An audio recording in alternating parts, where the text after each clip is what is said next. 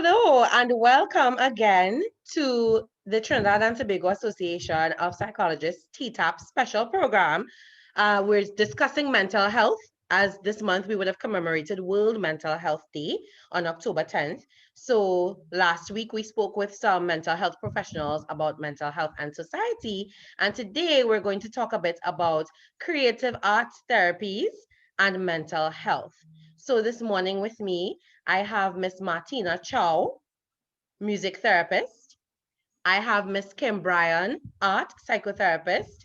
I have Miss Karline Brathwaite, mental health planner and clinical psychologist. Your mic is off. Mental health planner. Mental health planner and drama therapist. Drama therapist, that's it. And Miss Kezia Barclay, who is a dance movement therapist and mental health clinician. Yes. Good morning, ladies, and welcome. It is our pleasure to have you here with us. We believe in collaboration here at TTAP, so it's not solely about psychologists, as well as we have non-psychologists who are also members. So we like to make sure that we give a little exposure to everyone. So thanks again for being here. And I will not give too much of an introduction, but what I would do is invite you all to tell us a bit about your creative arts therapy and how you decided to focus on that. So we could probably start with Martina. Hi, good morning, everybody. I am a music therapist, and I guess music chose me. I think that's the best way I could put it.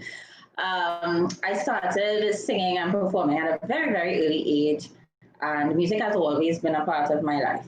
And because music has always been a part of my life, I think that I was able to see firsthand how powerful music could be in a therapeutic way, and also to see how it transforms and evolves persons from inside out. I think as a teenager, when I was trying to figure out which direction I wanted to go, I was very much involved in sciences and psychology and this kind of thing, but I mean, I'm still performing, and I'm like, what can I do that kind of makes the best of both worlds? And a few of my mentors were able to kind of guide me within this direction and say, hey, there's something called music therapy. You should take a look at it. And, I started doing a lot of research, and I was like, yeah, this seems like a place for me. And I did a lot of volunteering with various institutions to really get my feet wet.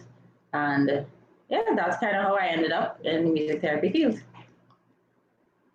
Thank you so much for that, Martina. I think that's amazing that you were able to kind of meld your passion, with another passion. And I think you also highlighted the importance of mentors. There are a lot of young people out here who don't have anybody to guide them. So, thank you for highlighting that. And I'm happy. And we say thank you to your mentors because here you are today. Thanks a lot. And so that we move on to Kim. Maybe you can tell us a bit about your creative art. Okay, so I'm an artist, and yes, art chose me. I have been an artist, a professional artist, since I was about 18. I think I did my first group exhibition when I was 18 years old, and I kind of continued painting and doing art before I thought about art therapy. But in that art journey, I used to do a lot of work with kids. So I started out doing summer camps, becoming like an art counselor, doing art and craft a lot with kids. And then I moved into teaching, and I taught art and craft at secondary school for a couple of years. And as I taught art, I mean, we spent a lot of time in the art room, kids creating and talking to children. And what I found was that a lot of times the children, they would talk about their problems. We would end up, getting very deep into discussions about life and different challenges. And as a teacher, I kind of felt like it was helpful, but I wanted to find a way that I could do more and I could support the children more. And I felt that teaching was a little limited in that way. And so I thought about how can I merge supporting people and doing art at the same time. And that's when I started kind of like investigating, and I learned about art therapy. And I thought, whoa, this looks really interesting, So I kind of went on my journey of doing research and looking around. For a while, I investigated a lot of institutions that were doing it. I ended up doing creative expressive therapies as my undergrad, which was amazing because I got to experience all the different art forms. So I had a little bit of the music, a little bit of the dance, and a little bit of the drama. But I chose to concentrate on the art because that was my special pathway. And I moved on to do my master's and become an art therapist. And that's kind of how I ended up here. I had a passion for art and an interest in helping people. And I wanted to merge the two into one. And that was my journey to this point. Thank you for that. I think that is also amazing because you're also showing, yes, there is you don't have to know exactly what it is you want to do. You get a little exposure and then you're like, okay, this is the one that calls my name the loudest. So thanks for that. So Karline, can you share your story with us? Life is a stage and we are the actors. Everybody have a part to play. So I don't know if you all know about the brother Valentino. That's one of his well-known Kaiso by our brother Valentino. And for me, I think that is where it all started for me on the stage and kind of recognizing that, as human beings, we're also unique, but similar. And it's just so interesting. I think that's what drew me to psychology. So that's the first thing. I was curious about humans, about the way we think and what motivates us, why we do what we do, that kind of thing. So ever since I've known myself, I always knew I wanted to do psychology. I wanted to just understand what was going on up here. So I studied psychology at the University of the West Indies. But also at the same time, my passion was the stage. My passion was movement, dance. There's something that you feel, experience when you're on the stage and when you're allowed to freely express yourself. And so for me, I chose dance. Ever since I've known myself, at the age of 9, I started formal dance training, and that led me down a road of several experiences on the stage, across Trinidad, across the US and the world, to be honest. And I've never turned back since. And I have that lived experience. I know what it is to be transformed through the arts. So it's real. Nobody can tell me otherwise. I know it's real because I've experienced it. So I always wanted to find a way to bring the two together. I think everybody has been saying that. And finishing UE and doing also a minor in theater, I needed to find a way, how could I do these two things together? And I just so happened randomly went on Google. And I was just Googling theater, psychology, and then I always knew that because my personality, I was like helping people and supporting others, that kind of thing. So that's exactly what I put in Google. Theater, art, psychology, enter. So psychodrama came up, and at the time, I think we had a short program or something like that in psychodrama at UE, but it wasn't very well known. And I think it had ended at the time when I was looking for it. And that research into psychodrama led me into drama therapy. No, never heard of it before, no clue, nothing. And I did more research. It's like, this is it. This is it. Whatever this is, it is it. And yeah, I applied for the only school at the time that had a certified program on this part of the hemisphere, which is NYU. I applied to that one school and I said, yes, boom, that's it. Is either that or I don't know.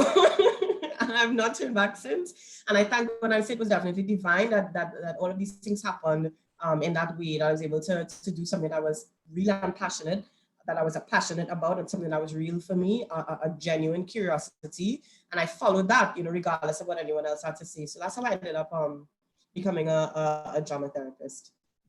Thank you, Karline. And as usual, filled with the the creativity and the boldness that we've come to expect. And I think if anybody heard the term drama therapist, that is what they would envision, you know? So thank you for sharing that story with us. And I think all of you, well, after Kezia speaks, we could probably answer that.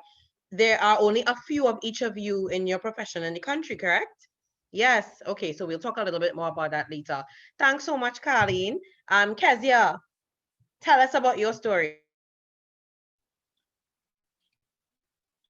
Good morning, everyone. I am Kezia, and I am a dance movement therapist. So for me, like most of you all, I just really needed to find a merge between. I always was the active one. I was the one who was engaging a lot with other people. And this is from within my family. I would be the most outgoing one. I had elder sisters, and I would just be with their friends or my cousins' friends or everyone, and I would be the social butterfly. I was quite expressive and full of life, and I just found myself always active. I was involved in sports. I was in anything that had to do with movement was definitely my thing. And when it came to dance, I actually was a late bloomer in terms of dance. I came into dance probably within my teens when I entered secondary school. And I found for me that choreography was very difficult. It was very difficult, but I always loved to move. And that spontaneous movement and spontaneous dance was the first thing that got me into dancing and movement. And that is where I found dance as therapy and dance as therapeutic to me. And couple just involved and just so needed to be around people and observe and see how things how people think and how they navigate different situations. So so that led me into sociology and social work and that sort of thing. And I was just really intrigued by it. But like the others, I also wanted to bring that movement. I also wanted to bring that creative side. And that's when I began using dance in one of my internships for social work. And I found that, okay, well, the children are really responding. And at that point in time, I worked with children with developmental delays and disability. Some of them did not, they were unable to speak, and they had different challenges. But when we used movement and we used dance, I was able to see so much more of the children's personalities that we would not have readily seen by just talking to them and communicating verbally. So that was my introduction to dance as therapy. And later on, like the rest of them, I would have also Googled, and I found dance movement therapy and dance movement psychotherapy. And because of that link between the social services, the therapeutic aspect, as well as the movement, and not just dance as choreography, but movement, which we are all capable of doing, I found that that was a perfect merge for me. And that's how I got into dance movement therapy. Thank you for sharing that, Kezia. I mean, I think that gives me a lot of hope to hear you say movement, which we are all capable of doing. Because in my mind, I'm a brilliant dancer, just like Karline. But in reality, that's not necessarily the case. As a matter of fact, everything you all can do, I do very well in my mind. Very, very well. But in real life, not so much. So I don't know, do you all know how many of each there is in your field? In the country right now?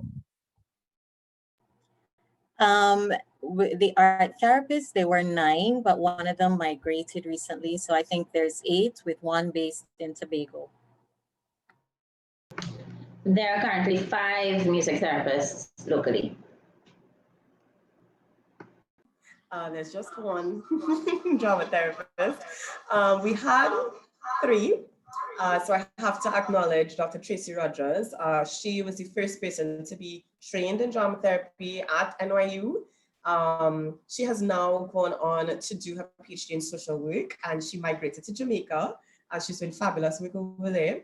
And we also had Marissa Messiah. She also went to NYU, and she was also trained as a drama therapist, and she recently went back to New York.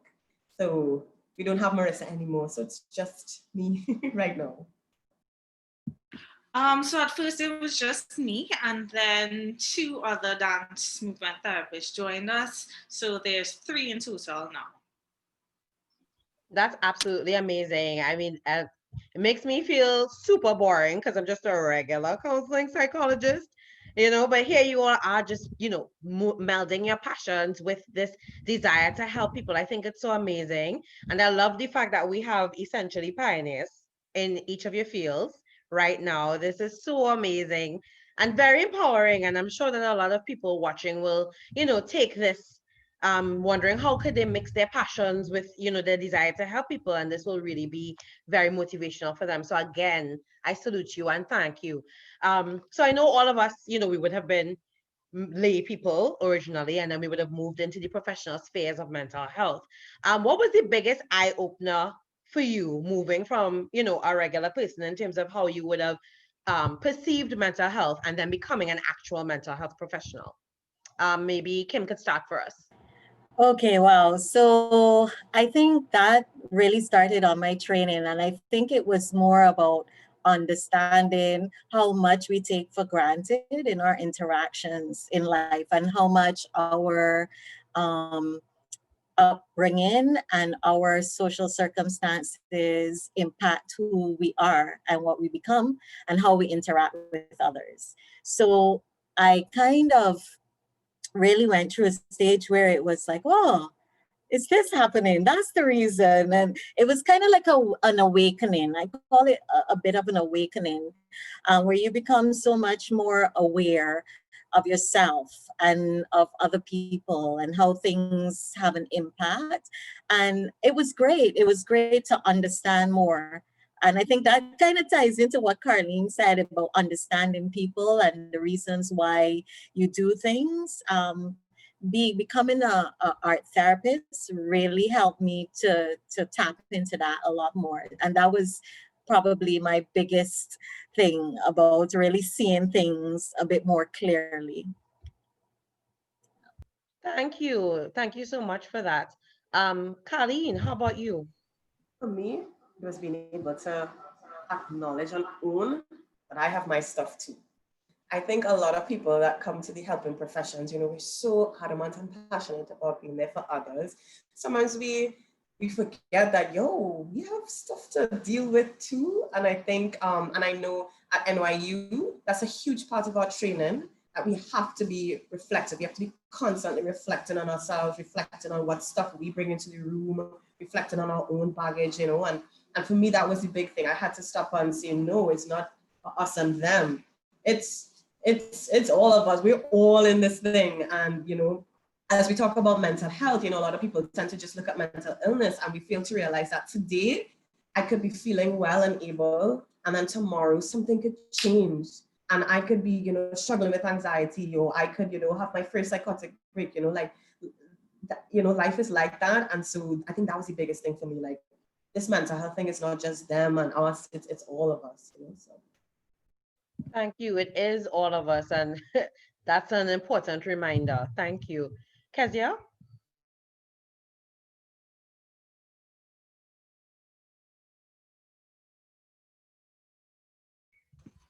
Likewise, I would say it's not a them and us thing, and that's what I really came to understand. Now, as a lay person, I could quickly identify, okay, and in Trinidadian terms, that mad man down the road, or the mad lady, or that kind of thing, and that was the example, so to speak, about mental illness in society. Mental health and mental illness it's a very wide spectrum, and we are all on that spectrum.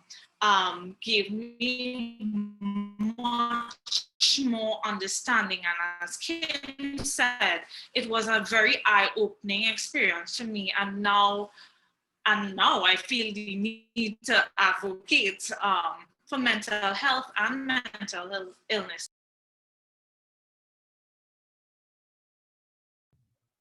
Thank you, Kezia. We appreciate that so much. Advocacy is a big part of what we do. And I think if you're in the mental health profession and you're not advocating for mental health, then something is going on. So thank you. And Martina, maybe you could share with us a little bit as well. I think that, the perspective that everyone has shared, I also share it. I felt as though maybe I was a little bit oblivious and living in my own little bubble as a lay person because, I'm living my life and I have my experiences. And then as you begin a training and you have to kind of put yourself in somebody else's shoes and experience what they are experiencing, and you get to see all of these different lives that people live. It's really just extremely eye-opening, and it kind of really puts you in your place for you to kind of say, no, as Karline said, it's not us and them. We all kind of connect in a very unique way. While we still have our own individual things, we're all just human beings. We're all just very similar at the end of the day. And you have to work on yourself, and everybody on the spectrum. So, I agree. I totally agree with what everyone has said. Thanks so much. I think especially y'all being, if not the only one of a few in terms of your profession in the country, that's really important. And good to know that you all note it's not them and us, and we have to own our stuff. All those things are truly important. And considering, the relative, not anonymity, but the fact that most people don't really know about your fields, do you feel that it is really respected, your specific form of creative arts therapy or expressive therapy? Do you feel that is respected as a viable resource in Trinidad and Tobago? Karline, I'm going to put you in the hot seat to start. I can tell you, I remember clearly. Sorry, you'll hear me, right? Okay, so I remember very clearly asking a mentor at UE, does it make sense going to study drama therapy? And he said, what? You want to be poor and hungry for the rest of your life? Go ahead. And I was like, what? What are you really trying to say? And basically we're saying that, being in the helping professions and doing drama therapy was something that nobody knows about. It's just kind of wasting your time. It's not going to be worthwhile financially. I think, now people are just concerned about making that money. So at first I would say no, for several reasons, because it's something unknown and people tend to fear what they don't know and what they don't understand. One, and then it's always a scary and intimidating thing being a pioneer in something new. But that didn't hold me back. However, fast forward, it's been 7 years since then, 7, 8 years since then. Definitely.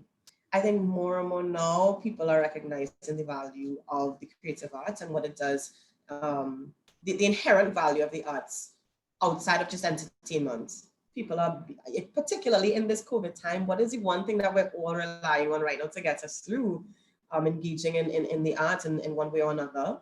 And then therapeutically, right now, I think people are kind of like, particularly people in traditional helping professions, so your traditional psychologists, your traditional teachers, they're kind of like, what else do I do with these children? I need something new. We have a different generation of people. We have people who have experienced complex trauma over the years.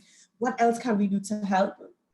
And definitely creative arts therapy is an unexplored area in being able to bring something new to the table, to lend and to add to what is already happening. So yes, now I think we're respected. However, there are very limited, okay, let me not get into that yet about we have no jobs, nobody go hire, I'm getting to that conversation here. But I think now people are more and more open to it. And I can tell you at the Ministry of Health, we have included it in our vision for mental health moving forward. So it is definitely something that we're looking forward to. Thanks so much, Karline. And it's good to know that the government at least is on that page, in trying to advance mental health. So we really appreciate hearing that. Kezia, are you able to answer us as well in terms of, do you feel, that creative arts is respected as a viable resource? I do think that it is more and more becoming so because of the need, especially with the onset of the COVID-19 pandemic. People are looking for much more resources, not just for adults, but also for children, as Karline was saying. So it's on the rise. I wouldn't say that just yet it's one of the more respected resources, but I think it is on the rise and people are seeing the importance of it. And as well, there are a few of us who, as we speak out more and as we advocate more and as we make ourselves known more, people I find are more interested in finding out more. At least there's an interest, there's a peak, like, okay, what is dance movement therapy? What is art therapy? And I find people asking a lot more questions than they did before. That's good. And I think it really does show that, people are more open, as Karline mentioned, and that they want to see different ways. We don't want to just stick to the traditional. So that is good. Martina? Right. So I think that it's a cultural thing. And if you think about Trinidad and Tobago and the culture that we have with regards to just mental health on a whole, that is going to kind of give you an answer as to how much respect our profession is kind of receiving. I agree with Karline and Kezia in that it's not bad, because when I came back in 2013 from NYU, it was like, what is that? Nobody knew what it was. And so with a few of us, we have really been trying to group together and just get messages out there, keep putting information out there. And the more work that we do, you find that once we get positive results, persons are like, oh, check that person. And word of mouth goes a long way. So things have really been increasingly getting better. I think that our culture has also been changing gradually, which has also really benefited to persons being open-minded about things such as psychotherapy and therapy and mental health. And yeah, this is something that we actually should be focusing on. So yeah, it is improving. It still has a long way to go, but it is improving. Thank you. You're quite right. It has a long way to go. Mental health in general, but especially for the creative arts therapies, I'm really happy to hear what you all are saying in terms of people are definitely looking more into it. So that's good news. Thank you. Kim, your thoughts? Yes, I agree with everyone. I think especially art therapy, I know for us as a profession, it's a yes and a no. Because you get people referring and then people think they're coming for like an art class and things like that. So there's a lot of misinformation about art therapy and what art therapy is. And I think with the growing popularity, they've also come some challenges, which is that people think because it's art-based psychology that anybody can do it without being trained to do so. So we have lots of people out there offering art therapy trainings. We have people out there offering, I think I saw once, art therapy boxes for sale. And it is really challenging for us as professionals who actually understand the value of what we're doing, because there's no regulation around our professions. There's no governing body like where we trained. Our professions are regulated. Our professions have associations. They have rules that we go by, and not everybody can be, an art therapist, a music therapist, a drama therapist, or a dance movement therapist. And there's a reason for that. So I think we need to get to a place where people can recognize that it is a profession, where you actually do have to be trained, and it's important to be trained in order to execute, because if you're not trained, it can create some challenges. And we've been trying to, get that message out there. I know all of us have been trying to advocate for that, but in many ways that's still lacking. So that is my main thing. Thank you. And I think that's definitely a good point to note. I mean, even with TTAP, we are trying our best to move towards licensure for that same reason, because there are people who are qualified and who are practicing, and then there are some people who may not be qualified and trying to sell, psychotherapy in a particular way. So I think it is important to ensure that you have regulation of your particular professional field. So thank you for sharing that with us. And that kind of gives me a little segue into our next question, which is what changes have you seen in the probably within the last 5 years or so within your particular field? And have you seen more people gravitating towards your type of creative arts therapy during the pandemic? Kezia, maybe you could start for us. Sure. So as sorry guys, technical difficulties. Can you all hear me?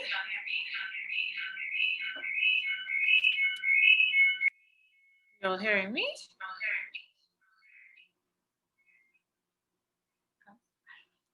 Yes? Okay, great. So within, I have been here since 2016, right? So it will be the last 4 years as I speak with reference to Trinidad and Tobago.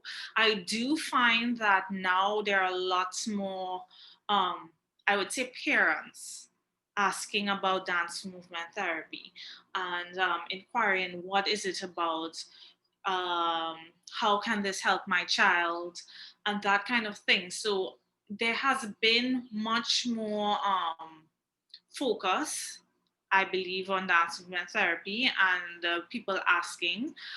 Word of mouth, as Martina said, is really helpful because I would find someone who said, "Oh, I spoke to so and so," and it would be most likely another creative arts therapist or another mental health professional saying, "Well, I know this person and she's a dance movement therapist, and maybe she could help with your situation." So I do find that a lot more now, especially during the pandemic. Now people do have reservations because it's movement and it's dance and how are we going to do it virtually and that kind of thing. But the interest has definitely peaked within Trinidad, I have found.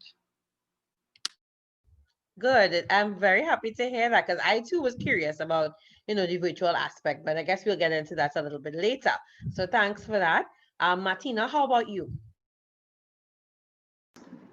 Things have definitely changed. As I said, coming back in 2013, it was very much as though people didn't know anything at all. I was a third music therapist coming back. I think at that time, Karline came back the same time I came back, so she was just starting her journey as well. There wasn't any dance therapists.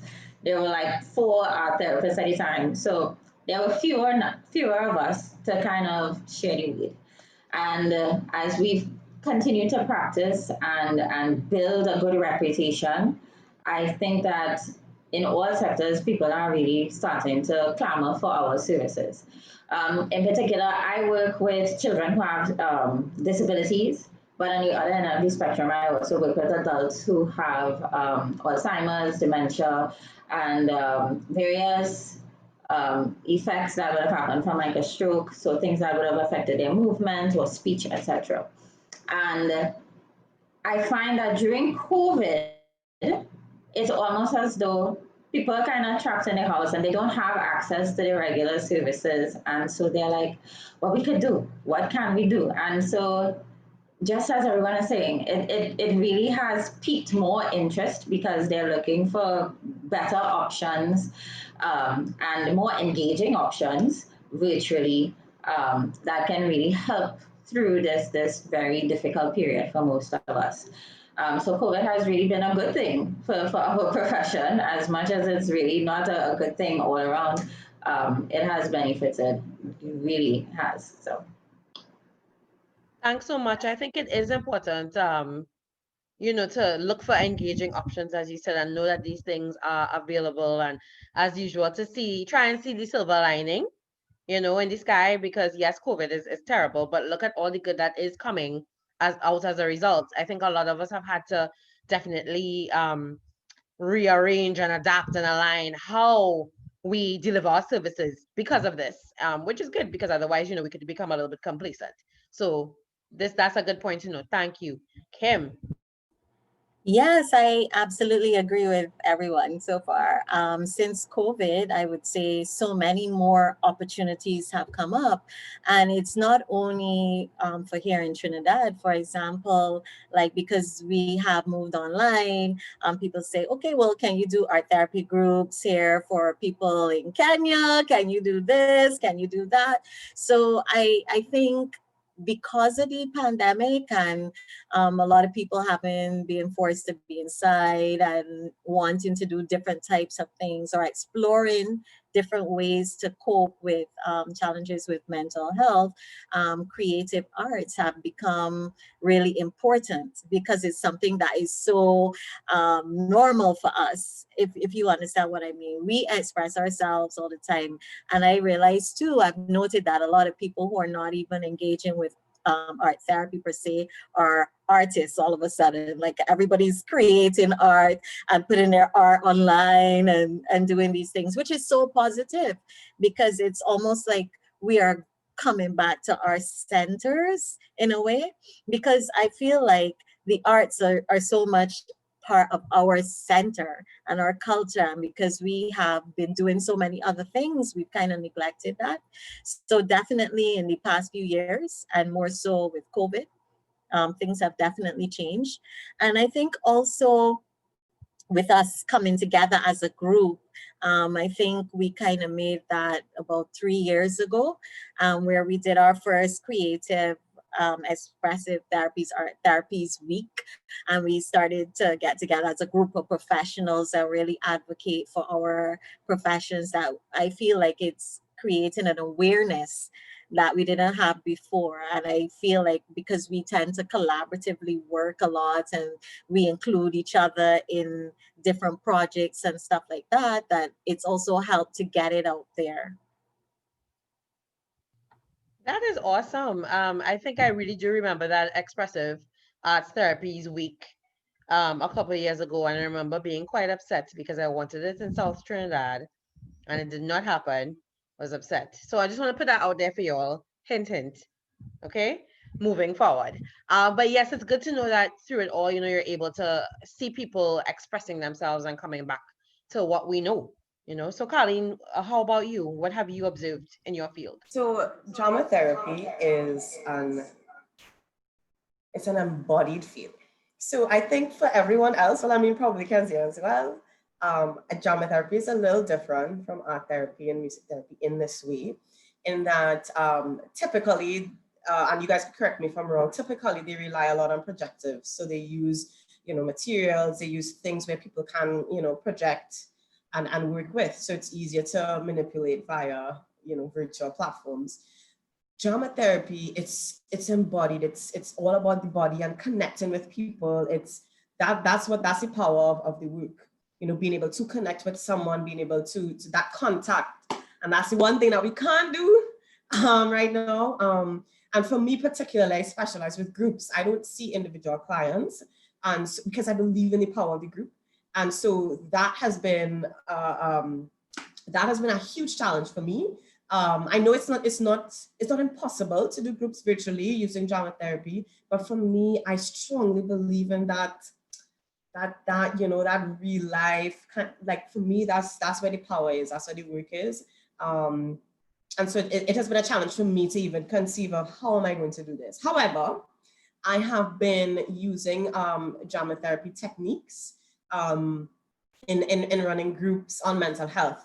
So if I'm doing a group for young people on suicide, we'll use, you know, some activities that we can facilitate virtually, and those things have been helpful. But I would never take away the value of that real life, that, you know, you see me, you know, like that, the microcosm of the macro, like Being that's the power of present. it. Yes, that presence is where the trauma happens, and that presence is where the healing happens. And without that, it's like, whoa. Oh, girl, you're preaching today, huh? Preaching today. Yes, and I think, while we all have to adapt and it shows, yes, we're forced to be a little bit more creative in our creativity. Sometimes you really just cannot, replace the value of being present with someone, and connecting on that physical level. So thank you so much for that, Karline, and letting us know that you're struggling as well, because I think you're not the only professional that is, so thank you for bringing that out as well. And, Kim touched on it a little bit earlier. She was going into, what people think art therapy is, as opposed to what it really is. So which brings me to my next question. What is the biggest misconception or misconceptions about your particular form of creative arts therapy? And, I guess maybe you could also give us a little bit of insight into what is your form of creative arts therapy, so that we could kind of understand why that would be a misconception. Okay, so I'll go first. Drama therapy is therapy for actors, is people only who have bacchanal in their life. You will come to a drama therapist. Or when you come, you're going to be acting. I'm an actor. People become intimidated because they feel they're coming to do all these things, and it's going to be all of this all the time. And it's not like that. Look, can I just share a quote that for me helps place what drama therapy is? Where the quote gone? Shame. Oh no, it's right here on my computer. Give me 1 second. Right. So this was by Renee Imuna. She's a drama therapist on the West Coast in the US, in California. And she put it so beautifully. She said, under the guise of play and pretend, we can for once act in new ways. This bit of distance from real life afforded by drama enables us to gain perspective on our real life rules and patterns and actions, and it allows us to experiment actively with alternatives.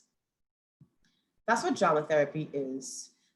If you remember back when you were younger, we would play pretend, we would play doctor, we would play, teacher, we would dress up, and what those things did, they created a sense of hope. So now we want to be a teacher, and what it does, drama, it allows us to suspend reality for a second, even if the group is an hour, 30 minutes. We suspend in reality for a second. So all the drama, all the stuff going on, all the feelings you're having, all the real life stuff that we don't have the resources to deal with well enough right now, we can put it on pause. You get to put it on pause. And then you get to say, I wonder what else. I wonder what it would be like if this were different. I wonder what it would be like if I reacted to this differently. I wonder what it could be like if I chose, these things. And in the therapeutic space, or in the play space, as we like to call it, we get an opportunity to actively try those alternatives out. So I become, I become the person who is able to control my anger. I may not know what that feels like right now, but I could pretend as though I did know. And then I get to see what that might look like. I could become that mother who is able to take a break and care for myself when in real life, it feels like I can't. In this moment, I get to do that, and I get to try it out in my body. In real life, I get to try it out. And so in the play, we get to feel what those realities could be like, and then we get to process, if I walk out this room, maybe I could take that risk. If I walk out this room, maybe I could internalize all that stuff I did and see what it could be like. And in my real life now, I could make this a reality. And so for me, that is what drama therapy is. It's, it's being able to harness these things that are in here. Inherently, we have these resources, we have them, we just need that support to be able to find them, locate them, put them in the right place, that kind of thing. So when you come into the place space, it's you. It's not about me telling you to be an actor and to be a Shakespeare. Those people exist already. But we need to work with what's going to write the story. And so we go at your pace. So if you want to act, fine. If you want to sing, fine. If you want to write poetry, we'll write poetry. If you want to create a frozen image, and you are the clay, or I'm the clay, and you get to sculpt, let's do that. So it's about what you bring into the room, and not necessarily all the fancy fanfare that I might want you to. It's not about that. So I hope that makes sense.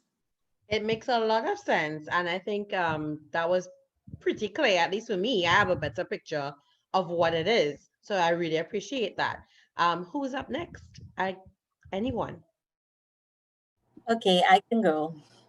Okay, so kind of like Karline, I think a lot of people think in order to do art therapy, you need to be an artist. Also, a lot of people come and they say, but I'm not good at art. I don't know how to draw. I don't know how to paint. And then people also assume that it's only like visual art, that you have to have that technical skill. And the other misconception is that we interpret art. So, okay, somebody draws this and it means that. Art therapy is really about expression. And I think when I think about art therapy, I always think about how we start off as children. I think Karline talked a little bit about our role playing as children, because as I said before, I think a lot of this is part of us. We start off like that. We start off making marks. That's one of the first things we do. We make these tadpole drawings and stuff like that. Art is part of development, our development of understanding ourselves, right? So art therapy really looks at expression. And I know, Karline, you talked a little bit about the embodiment in drama therapy, but in art, there's a lot of embodiment too. It's not, we don't need to touch and stuff, but touch is important, because how people work with materials, we learn a lot from that. How people manipulate materials, because there's a bit of that movement about that expression, about releasing trauma in the way people choose their materials.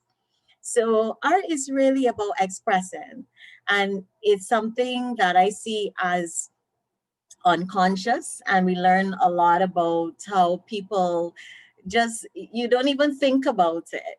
It's something that comes so natural that it is something that people get distracted with. Like, you have to know what you want to do. I'm coming here to make this or that, but sometimes it's just intuitive. So for me, art therapy is really about releasing, about exploring yourself, and letting your inner self do the work. And what happens in that art therapy relationship is more of a witness, a reflection of what you bring. So I'm an art therapist, but I'm not telling you what you're bringing. You're bringing things, and I'm reflecting that back to you. And maybe in that reflection, you gain a better awareness of what is occurring in your life, right? And sometimes it happens that for trauma, it may be that people's memories or their ability to speak about it is challenged by the trauma, the level of trauma. So using the art gives them a bit of distance, so the art can contain those feelings. It can become a container for that. And I'm there to help be part of that container and to guide that journey. And I know the origins of art, sometimes our art therapy are really compared to a lot of these traditional healer journeys, where a lot of the traditional healers use arts, right? With the dream work, with the shamans, with whoever, they were using art. People were drawing, they were wearing masks, they were doing drama, they were doing role play, they were dancing, they were using music. So I see the art therapy. Art therapy really is about allowing yourself. And I say allow because children do it naturally, but I find like adults, they really have challenges with expression. It's allowing yourself to be open to expression and to let whatever is in come out through that art. Wow, thanks, Kim. That is very beautiful. I love that you went into depth about how it's about expression. And thanks for clarifying because I'm one of those people that puts up my barrier like, oh, I can't draw, I can't do art therapy. So thank you for definitely letting us know that it's not about that. Thanks. All right, I'll jump in next. Some of the misconceptions include that I'm going to sing to you and make you feel better. I wish my voice was like magical, but it's not. Some of the other misconceptions include that you have to be able to play an instrument or sing to participate, and that's not true. Um, and you know that it's just going to be this magic fix all, and it's not because you have to put in the work.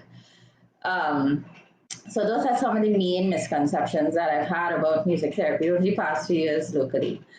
Uh, to me, I think that music therapy and music is something that is accessible to every person. Music is innate. If you think about the average Caribbean person, you're walking down the street, they're walking to a beat. We talking, we have a rhythm, and even the way we speak, we kind of have this sing song thing that we do with our language. Music is innate to each of us, and and so that makes the work that I do really accessible to whatever age, whatever level that you're at, because I'm able to help that person figure out how they are connected in this whole big thing, right? Um, for example, I might have a young child I'm working with who isn't able to speak. And so music is able to sort of get in there and help find a connection that of language and help them to communicate in ways that they weren't able to communicate before.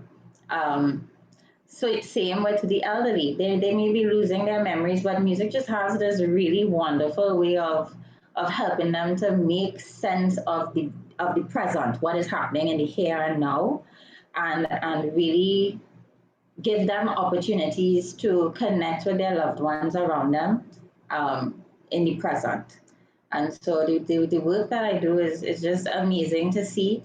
And it's not really me doing it, it's the person doing it. As long as they're ready to do the work, they put themselves in it, they create the music, they express themselves, um, and they really make the progress. I'm just the guide as a music therapist. Thanks for that, Martina. Now I'm disappointed that you won't be singing to me and fixing my problems. But that's really nice to hear exactly like what you can do and the different populations that you can reach. And I think that's fascinating. I think we may have to look at doing some individual profiles in the future. This is really fascinating stuff that you guys are sharing. Kezia, but last but by no means least. Well, by now you'll probably know what I'm going to say. Most people think I don't know how to dance, so I can't do dance movement therapy. I am not a good dancer, so I can't do dance movement therapy. Oh, I'm a great dancer, so I could do dance movement therapy. A lot of times we find that people are more focused on the art form of dance and say either yes they can or no they can't, and it's so much more than dance. And dance in dance movement therapy is both figurative and literal. So I tend to tell people, okay, how do you express yourselves, especially Caribbean people? Most of our expression, most of our communication is mostly non-verbal. The verbal adds to it, yes, but when we speak, your hands moving, your eyes open wide. Most of, like, if a Trinidadian tell you a story, most of the story comes from the actions, the movement, more than what is really said. We are so expressive and dynamic as human beings that our non-verbals come forth even more than what we say. In terms of mental health and mental illness, how do you know that someone, say, in your family is not feeling well today? You see it on their face, you see it in their bodies before you could say, what's wrong with you? You already know that something is wrong based on what that person is expressing, based on what their body is doing in terms of mental illness. Let's take ADHD, for example. How do you know a child has ADHD? You don't ask them, do you have ADHD? What is happening in your mind? You see it on a body level. They're distractible, or maybe the hyperactivity, you see those things on a body level. How do you know someone is depressed, is clinically depressed? You see that on a body level as well. They are not coming to say to you, well, today I'm not feeling well. Maybe they may say nothing.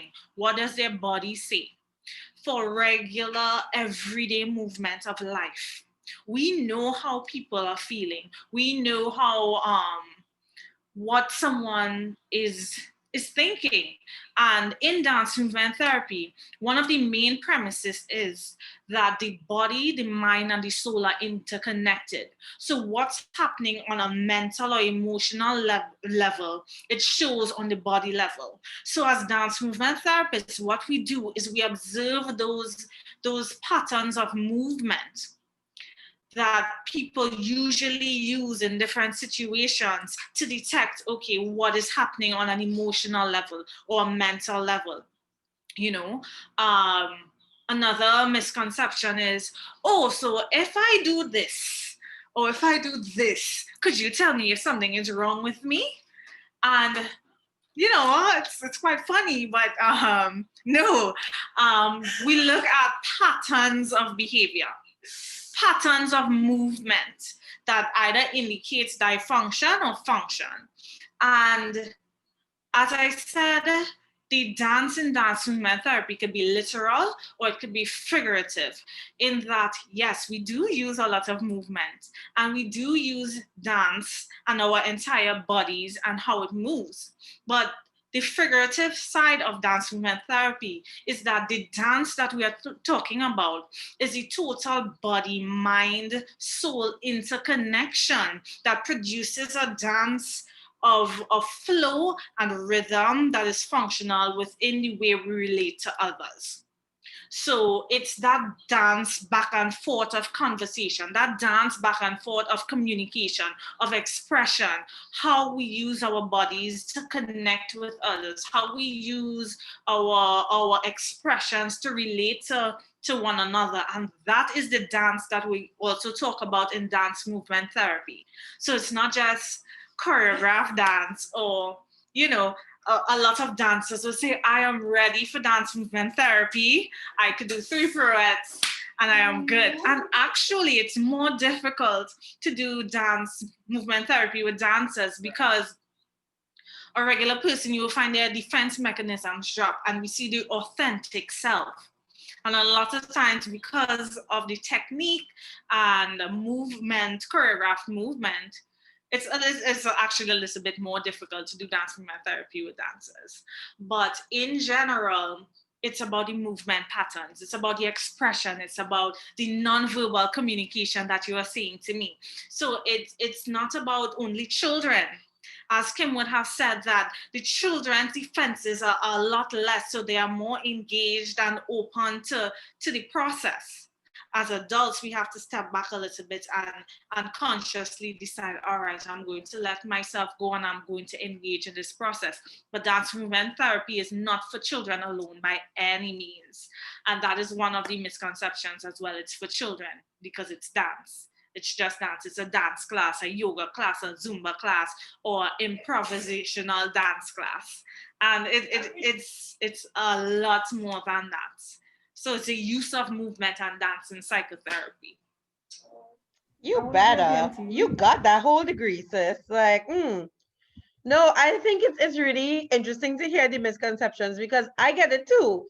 So in constant psychology, oh, so you could read my mind, you could tell me what I'm thinking right now. No, I cannot. So, but I love that you all are so passionate about what you do and you're able to explain it so well, and it has me excited. Like I kind of want to take, have a session with all of you. Let me know how I'm going to do this. I want Martina to sing to me. I want Kim to tell me what my sick people drawing says.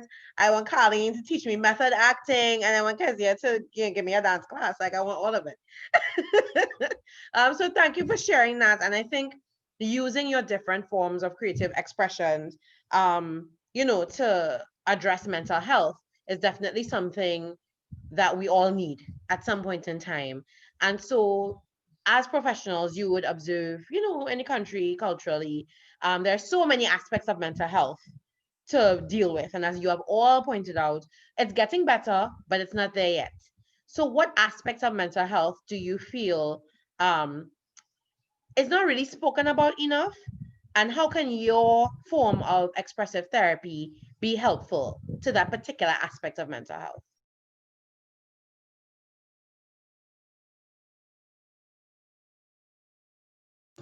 Okay, so I'll go first. Okay, so I think we're getting there close. We're getting there more and more now. But so you see this catchphrase self-care that we kind of just throw around all willy-nilly. I'm not sure if it's landing where it ought to. We all have mental health just by virtue of having a body. We have physical health that we have to take care of. Just by having a mind with feelings and thoughts, we have to actively take care of our mental health. It's not and I think in our culture we tend to wait until a crisis arises and then we get to action. So I think one of the things that we need to talk more about is, and not just talk about but teach, is how do I actively take care of my mental health, and what does that really mean, and what does that look like? And I think that has to start from creating an awareness of my mental health.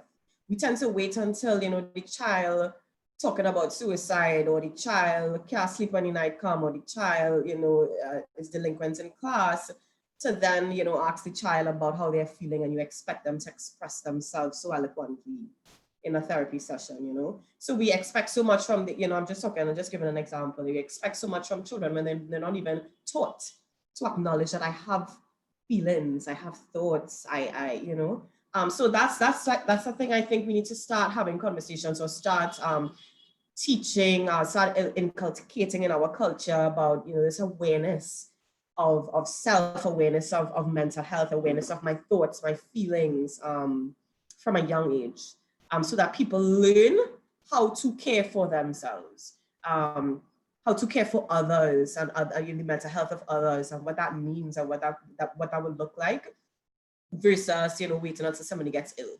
So that illness wellness dichotomy, we need to focus on the whole spectrum, that we all have this thing that we have to take care of actively. That's a question, right? What I think needs to be spoken about more, and I think that's what it is. Yeah. And how do you think your form of creative arts therapy can assist in that? Good. So I have to say first that not everybody has to go to a therapist. And that's the other thing that I don't want us to get, carried away with, where we now pathologize mental health, or pathologize feelings. We all have feelings, and we're all gonna have bad days. We're gonna have good days and bad days. So you go to a therapist when, and I think that's a question that many people tend to ask: how do I know when I need to get help, or how do I know when I need to go to a therapist? Is when your functioning is impacted, where you're not able to care for yourself. You're unable, you've tried, and you're unable to do that. Where you're unable to take care of others. You may have a family and you can't take care of others. Where you're unable to function optimally at your workplace. Those are the things that you want to look for when you need to make a decision about seeing a therapist. But how can drama therapy facilitate in self-care? Again, creative arts therapy is about expression. Creative arts therapy is about sitting with yourself. It's about, just like Kim would have mentioned, about the container, about being a witness. Sometimes we have to witness ourselves. We step aside. At the end of the day, I tend to do this, and you're laying at bed at night, and you just kind of reflect and going over the day. How did I fare with my challenges today? What are some of the feelings that came up for me today? Being able to witness myself, that introspection, and I mean that also comes as as our brains develop. We can't expect children to do that, but being able to look at yourself, And that's something culturally that we don't tend to do that. We don't, and that's why it's so difficult for people to own their own feelings and to own that I'm angry right now, or to own that I felt embarrassed. We tend to project those things. Anyway, let me not go into a whole thing about that. But drama therapy facilitates that self-reflection, being able to step out of myself and put on this new role and reflect on myself. And we do that in several different ways. It's not just acting, but it can be a myriad of things. Thank you so much for that, Karline. That's true. Self-care is the new catchphrase. I'm not, ashamed to say we have self-care Saturdays with Tita, but a lot of people, you're right, they just kind of gloss over it. I'm just doing something for myself without really taking that time to do that introspection. So thank you for that. I will just echo the sentiments of Karline. Mental health does not equal pathology. And there is more awareness that says it's okay if you have mental health challenges. It's all right, seek help and that kind of thing. But in general, mental health does not mean something is wrong with you. And I think that is still something that exists. Yes, they are saying, fine, okay, if you have mental health challenges, seek help. No one is going to see you differently if you seek help. But just the fact of mental health being for everyone who, as Karline says, has a body, who exists, it's for all. I think that message has kind of been, in advocacy. Yes, we are aware, but I feel that more should be done in terms of mental health, not necessarily mental illness, So that's it. In terms of dance movement therapy, just that, as Karline would have said, and all the creative arts therapists, that expression. As I would have mentioned before, the mind, the body, and the soul, the spirit are all interconnected. So using movement, using expression, using nonverbal communication also helps facilitate wellness. Thank you. I like that, Kezia, because it's also in Trinidad, we are quite a reactive society. So as one of you mentioned, I think it was you, we wait till we reach crisis proportions before we try to do something. But really and truly, we should be more proactive as opposed to being reactive. So that's good. Thank you.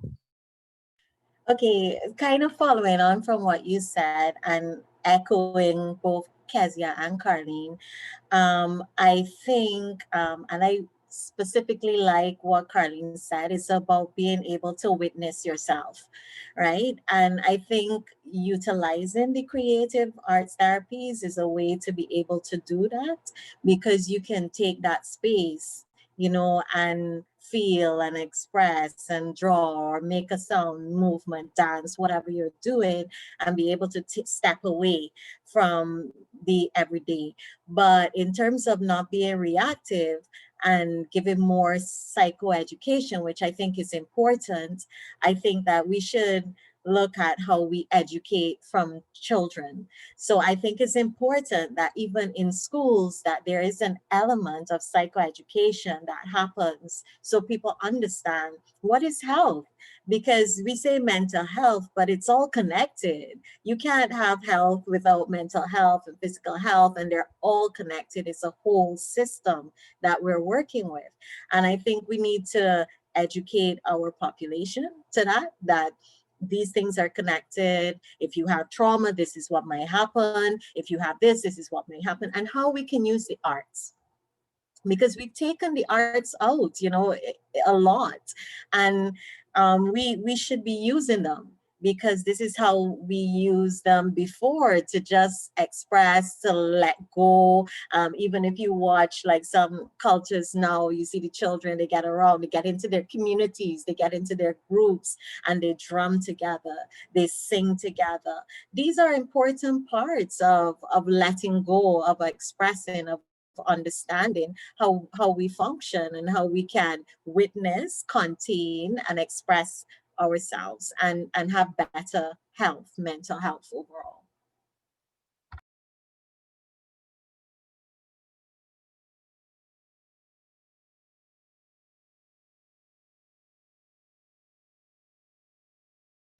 Okay, sorry about that little technical difficulty. Kim, thank you so much for sharing that. And I think it is important for us to kind of get back to where we were, as you said, the children, everybody's going out into their communities and coming together. I love to hear that. Martina? I don't think that there's anything I can really add, but I will say that the creative art therapies are a really unique opportunity to kind of achieve these goals in a much more smoother way than not, no offense, traditional talk therapies might have, because music is accessible. We, all of us, listen to something in our ears.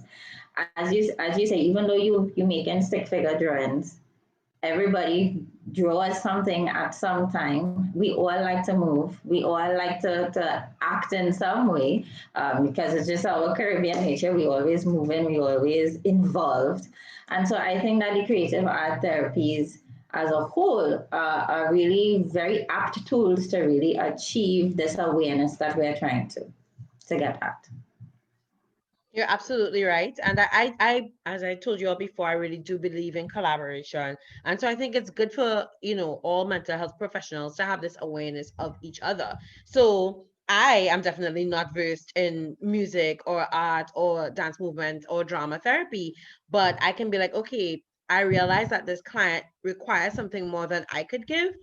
Let me refer to Martina, let me refer to Kim, let me refer to Kezia or Karline. So I think having a network and making sure that we're working together is the only way forward, really, when it comes to mental health and raising that awareness and that psychoeducation aspect, even if it's from school age come up.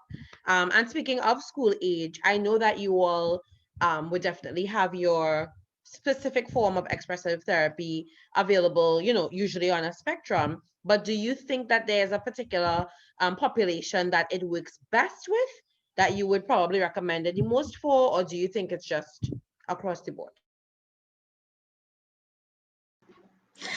I'm gonna jump in and say it's across the board.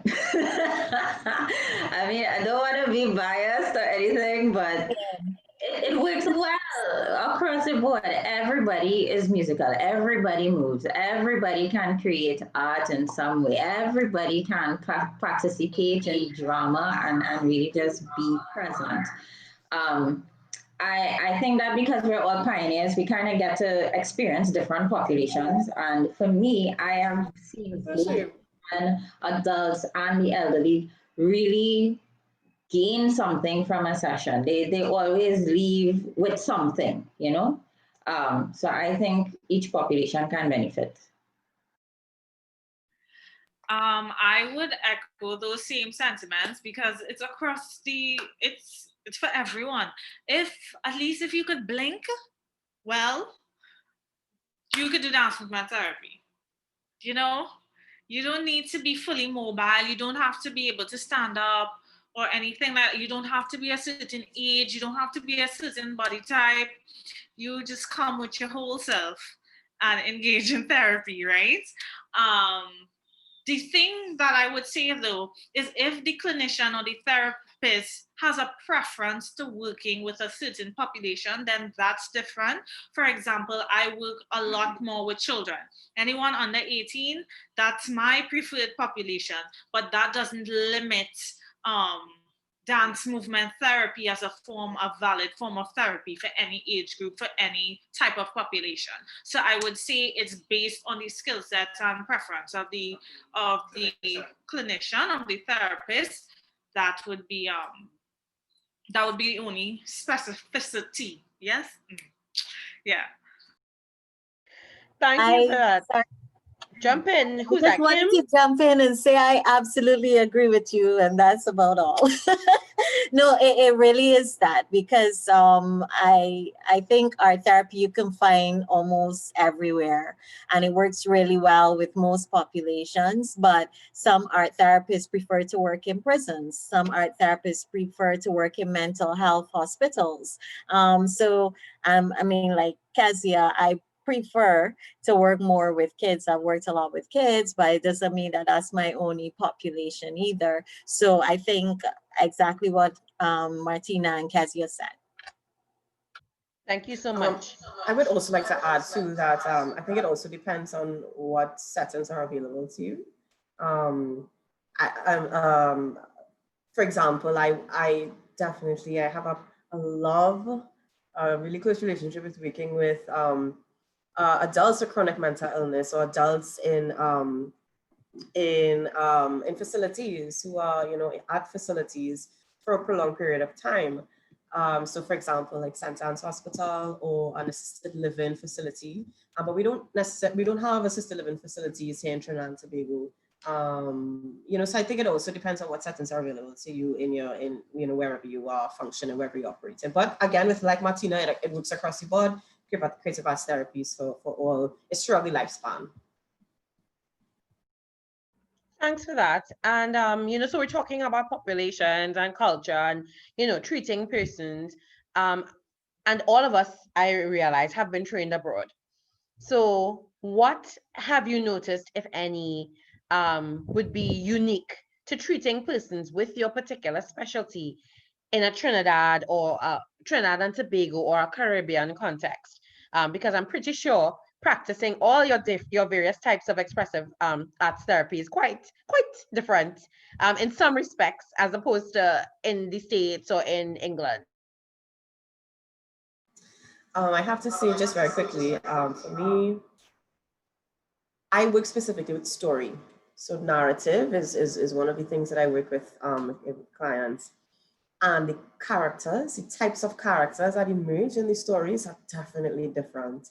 The qualities of the characters, how we tell stories, the storytelling, you know, what happens in our bodies when we tell stories are very, very different. I'm sure Kezia could probably relate to just the difference in swagger or gait, in how we carry about our bodies as Caribbean people. It's a marked difference. I had a culture shock being trained abroad, and you know, they would tell us, you know, okay, well, move to the sound. And it was clear that the way that I moved was very, very different from everyone else in the room. You know, so that is something that's as clear to me. Just the, you know, the stories that we tell, how we tell our stories, the characters, and how we move our bodies. That's very, very different. Thanks, Karline. All right, so music in the Caribbean is so unique. We're very syncopated, we're very accented, and it's so alive. And that is very, very apparent in my training and my experiences in the US versus here. Simple example, if I were to sing Gina and Dinah, right, off the top of my head, we have Gina and Dinah, Rosita and Clementina, right? The average American could do this clap, you know, they could clap this beat. But if I ask them to do Gina and Dinah, Rosita and Clementina, they think will not happen, right? Unless they've been exposed to that type of music and they've experienced it and heard it, it doesn't work. And so being a Caribbean person and being immersed in these syncopated rhythms and being immersed in movement and everything, it makes the work that we do so much more dynamic. And so, yeah, it's just different. It's very hard to put this into words because it's intangible. The music, you have to hear it, you have to feel it. But yes, so different. And I enjoy practicing locally because I am a Caribbean person and because I experience music the same way that my clients do. That is amazing. Because now I'm thinking, well, I mean, Martina, do you incorporate soca into your therapy? But of course, why would I not? I love that because I don't think I ever really even considered that. That is amazing. So we have our own unique music and rhythm, and we have our own unique way of storytelling. I mean, even if you have to give somebody a story, you know, a little goss, we have our own way of doing it. So Karline, you're absolutely right. The way of our storytelling. Mm-hmm. Okay, I'm getting some very good insight. Let me just add something to that. So yes, I would include soca, but the music that I use in a session is really tailored to the client and tailored to the group. So not everybody is gonna come and like soca. I'm gonna have clients that really like gospel music, and so we will use gospel music. It's really about the client's preference and what works best for them. Thank you so much. Yes. Who's next? I am that what you both said about rhythm is so intrinsic to who we are as Caribbean people. I'll give a short example. So in at school, we were given the task, as Karline said, to move to a particular piece of music, right? Because we were doing movement assessment. So we all moved, as Karline would have said, our movement is so different. Our movement patterns are different. So what my class decided to do was remove the music portion of, they made a video. They removed the music portion of it. And I was dancing to a whole different song than the rest of them were. And what they also did was they found a soca song and they put my movement to that song. And no matter what soca song or they put my movement to, it was in time. It was in time to that music. And when they removed the music again and put it back into the regular song that was playing for the entire class, while it was in harmony, it was so different. It was different. And intrinsic within us as Caribbean people, as we say, culture, right? It's not just how we speak, but it involves how we move, how we go about our day, everything we do in culture, even if we say, I'm not like that cultural person, I don't do Best Village, it's not about that. It's so much more. And when I came to practice in Trinidad and Tobago, I felt home. I was like, okay, I could do this. Yes. It wasn't something I learned from another culture, trying to put it onto a culture and it not fitting. It was more so of, okay, I learned this thing and I appropriated it to my culture, which naturally just exudes movement. So actually coming home in Trinidad and Tobago to practice dance movement therapy was one of the most comfortable, freeing experiences that I encountered. Thank you for that. I love that. Coming home, just coming home and having everything that you've learned, you're able to put it here comfortably because you're home. Yeah. And Miss Kim, Kim, I don't know if you have a slightly different experience. I don't know if anybody else may have noticed, but you have a slight accent, so you might want to tell us about that. Okay. So when I first returned from studying, I went back to Barbados and then I came to Trinidad. I've been here for quite some time. They love me too much here. Just joking. But okay, so my experience with arts really is a little different because art is interesting in that a lot of the images that we create are universal. So, and I find this most fascinating. You can have somebody in Africa creating the same images that somebody in China is creating.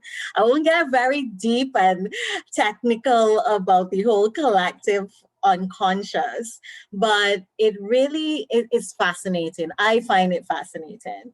But so in terms of working with different populations in different parts of the world, I've actually found that it's pretty similar. There's nothing unusual. If you give somebody art materials, they create. And interestingly enough, what they create may actually be exactly like something somebody else in a totally different culture created. We do have different things that influence how we create or what we create. But when it comes to imagery, there's a lot of similarities. And if you do an experiment, you can probably get somebody from many different places in the world to draw a tree. And when you see these images, you will be surprised. You would think that they had a conversation with each other, which is not necessarily the same. I think what comes into play in the different cultures, and I would say Barbados and Trinidad, is that people seem to find it harder to engage with art than abroad. So working in the UK, I did work with a lot of people from the diaspora, so a lot of Caribbean people. But when they come to sessions, they create. It's not so difficult. But when coming home, it's like, oh, I don't know about that. I ain't sure. And you're looking at the art materials like they're gonna bite you. But it's a very different thing where it's more about our cultural perceptions about art and the way we have kind of made it into a society thing, like art is for a certain part of society and everybody can engage with art, which is not true. Art is for all of us. And so we see it like, okay, only these people create and those people don't. And only artists do this and other people don't. And that has been more what I've encountered than the actual expression of the art, because different populations for me express in almost similar ways when it comes to actually utilizing art. Wow, that is so interesting, Kim, actually, because I'm listening to all of you talking and I'm thinking, could it be because of our education system? So everything is about, are you good at this? You don't do anything in school if you're not good at it. So the children, at least, when I was in school, who chose art were good at it. And you chose it because you want to study it so you could get this grade and be successful. So now in this context, you're asking me to come create. My first instinct is I'm not good at that because I didn't do it. So I think a lot of that also has a lot to do because in our culture, in our education system, it's really about getting those grade ones and those distinctions and being successful. And we can't really divorce it from anything else. I don't know if you all understand what I'm saying. Yes, no, I agree with you, Absolutely. Jill. Absolutely. Well, Sorry. No, I definitely found it, even myself, I found it easier to allow myself to go to places, to be in those vulnerable spaces. It's all about vulnerability and our cultural associations with being vulnerable and what that means. Allowing myself to quote unquote fall apart. We have a lot of, saving face that happens here in our culture. And I think those things prevent us from being able to allow ourselves to explore and to express. I also think it's our cultural associations with therapy that affect how we engage with this particular work. And I myself, as a therapist, struggled with that when I first came back. Just because abroad or in the US where we were trained, there's a therapist on every corner in the streets of New York. Everybody has a therapist that they go to. That is something you talk about openly. Over here, the stigma, the taboo. So for me, I felt almost like a fraud. I felt almost like a neo-colonialist kind of coming back with this thing, that I'm going to say is going to help you come. It's for your own good. I struggled with that when I came back. I'm making sense of that, of the work in this culture. And even today, I still struggle with that. This model where people have to come into an office to be helped. And that's probably a topic for a different conversation. But yeah, those are some of the cultural things I think that impact or impact the way that the work looks like here in Trinidad or here in the region. thank you so much for that, Karline. I think that is true. I think anybody having studied abroad and having this particular awareness that brings, because I always say everyone should be abroad at some point in your life because it gives you a different perspective, a different appreciation in a lot of cases for what we do have. And so like one of my personal goals is about ensuring that we have, indigenous mental health practices and policies that could really serve us in our stead. And I think that is what is a common thread with all of us. So I really appreciate that. And speaking of mental health and where we would like to see it go, what direction would you like to see mental health go in Trinidad and Tobago? Oh, I go first again? I see big smiles from Kim. Oh yes, I think Kim, please share with us your thoughts. Karline, come on. Well, okay, so for me, I mean, my ideal thing is that we have a more open approach, and I think I said it already. I think we need to educate. We need to do a lot of education, and it needs to start from the time we are children. We need to understand that it's not taboo. We can talk about our feelings. It's important. We can have ways that we can treat with difficulties, that we can go to speak to somebody and it's not a horrible thing. We don't have to hide these things. But that mentality, that shift has to come from when they're small. So as they grow up, you know, they understand that it's okay to feel this way. Everybody has different moods. Some people have pathology, others don't. But we need to have that awareness. So moving forward, definitely I would like to see that. And I would definitely like to see people take mental health professionals more seriously in terms of, okay, this is a real thing. It's not like a hobby. So yeah, I would like to see that happen, and more licensure, definitely licensure, and regulations when it comes to practitioners, because I think that is part of the education and taking it seriously, that we understand that what we're dealing with is important, and it's not something that we should be playing around with. And I think we also have that kind of cultural mentality. We were like, oh, well, I'm accustomed to helping people, so I can do this or I can do that. And we create more harm than we do good. So I think I would like that acknowledgement to happen as well. I completely endorse everything you see.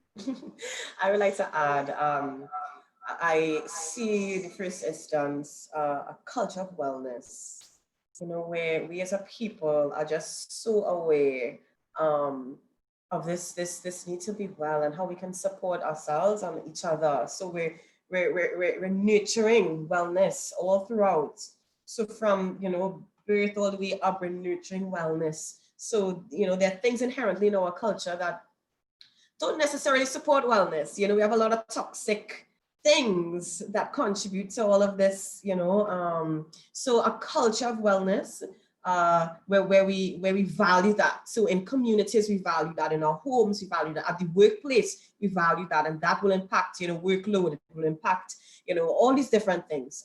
So that's the first thing.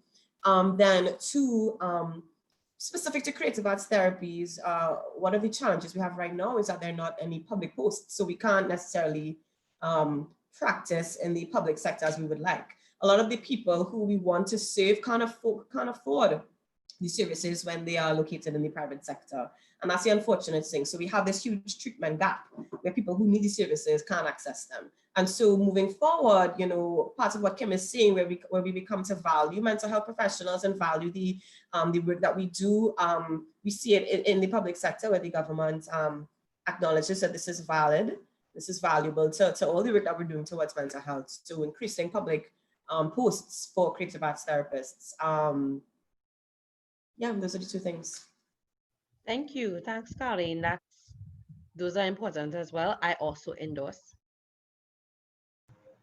I agree 100% with both Kim and Karline. We're lacking in our culture in terms of viewing things holistically. And I think that's what the end goal is. And if we're able to do that, then all the other little things in between, like calling a music therapy session, a music class because you're ashamed of what your friend gonna say, or not even acknowledging that your child has an issue or your parent has an issue that they need to get help. You know, you're afraid to tell anybody you need help because, oh, they will say that they have a mad person in their family or something wrong with them child. You know, that is what we're trying to get away from. And once we're able to really have this cultural change, and of course we know it's going to take time, But, you know, we're working with the young ones. And so over the years, it is going to evolve. It will change. But it's really just to get a culture of awareness, wellness, and wholeness. You know, that is the end goal. Extremely well said. I also endorse. You know, given what they said, I also endorse. JL, I don't think I have anything else to add. But I could go first to the next question, you know? Okay. And that is a perfect segue, because I would also say, you know, you all have shared so much about your respective fields, and I feel very edified. And I'm sure our viewers will too. But there are people who want to get into your fields, right? What advice would you have for budding creative arts therapy mental health practitioners? Right. I would say just go for it. Ask a bunch of questions. For those watching, they are seeing us here, and we are available for questions, conversations, anything that would drive you further to where you want to be as a budding creative arts therapist. Ask us. I mean, it has been difficult being the only dance movement therapist when I came back. But what helped was that team of other creative arts therapists who were already here, who already went through some of the things, thankfully, on my behalf. And I was able to learn from that and learn from them. And I didn't have to start at ground zero. So if you want to get into the creative arts therapist, there are a team of us here. No matter what specialty you're looking to go into, starting with just creative arts therapist at the beginning, ask questions, seek things. Google helped me, and I heard Google helped a bunch of us. So Google it, ask questions. Yeah, that's what I have to share. Thanks, Kezia. That was great advice, especially Google. I second that. Absolutely the same. Okay. I just wanted to add, I know a lot of persons in the creative and cultural industries sometimes get stuck here because of the lack of opportunities, you know, particularly professional artists, so dancers, singers, actors, you know, sometimes you only see the stage as the next option or as an opportunity. So after school, it's like, okay, well, I need to become a professional singer and actor. And then you feel like you're like crabs in a barrel fighting for, you know, this one thing. And you could feel stuck. So I want to encourage persons who may feel stuck to consider creative arts therapies. This is a way that you can still be true to your craft, because to be, and you guys could correct me if I'm wrong, but to be an efficient, proficient, effective creative arts therapist, you have to be connected to your craft. You may not need to be you know, Tony Award winner or anything like that, but you need to be connected, because that's where the magic happens. It's in the art making. So you're still going to connect with your craft, and then you also get to, you know, contribute to something bigger than yourself. So I want to encourage people who feel stuck as an artist, as a, you know, performer, as an entertainer. You know, this can be an avenue for you. And yeah, what everybody else said about asking questions and that kind of thing. If you feel if you feel afraid or fearful, that's good, because I think growth happens in these uncomfortable places. So just go for it. Thank you so much, Karline. And last but by no means least, Martina. So to look at it from a technical standpoint, I agree with everything everybody has said, but let me just say something a little different. We are hybrid professions, right? And so we bring both knowledge of psychology and the brain and the body, and then we bring knowledge of our art. So yes, I agree with Karline. Make sure that you can embody your art and that you are connected. But take the time to learn, you know, learn all of the things you need to about psychology. Get educated in that aspect. if you're interested in it. Also, in the past 2 years, through my own private practice, I've started a volunteer program. And I don't take on many people because I don't want to short change anybody really. So I take on about 2 persons a year. And so you can kind of, if you are interested in music therapy, I do interviews and I allow 2 persons to kind of tag along with me to sessions so they can observe. They don't really do anything except observe. And so you get to figure out, do I really want to do this? And, ask me questions and I make myself available. So that's an option for persons who are interested in music therapy as well. Thank you so much, Martina. I actually think that is a brilliant point, because one of the things that I have found that we often don't have enough of is people willing to share.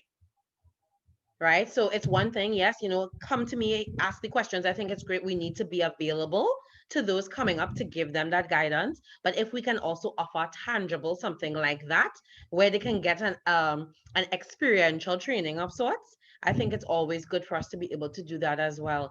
So please note, now that you've all put it out there, I will be calling on you in the future, right, to help shape and mold the young minds coming up. Okay, so ladies, again, this was an absolute pleasure. Thank you so much for being here with us and giving us some more insight as we discuss mental health and creative arts therapies. Again, special thank you to Martina Chow, Kezia Barclay, Karline Brathwaite, and Kim Bryan for sharing with us on music therapy, dance movement therapy, drama therapy, and art therapy. So my name is JL Valdez. I'm the Public Relations Officer for the Trinidad and Tobago Association of Psychologists, or TTAP, and it was my pleasure. Thanks for coming and viewing, and we look forward to seeing you again soon.